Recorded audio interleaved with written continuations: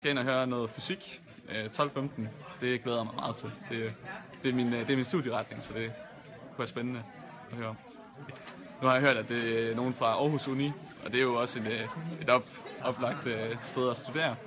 Så det kunne være fedt lige at høre, hvordan det er.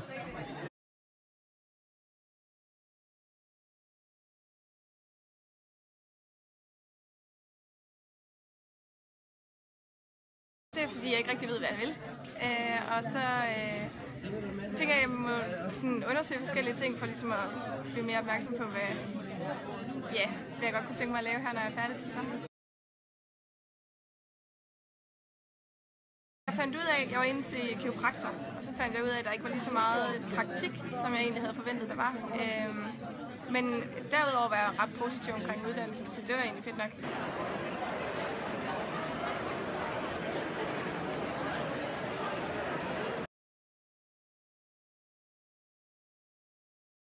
Jamen, vi forventer jo selvfølgelig, at de bliver guidet, og de får en rigtig meget inspiration. Kombinationen ved at komme ind og høre lidt omkring tingene på oplæggene, og så efterfølgende gå ned på messerne og tale med uddannelserne er en rigtig god kombination.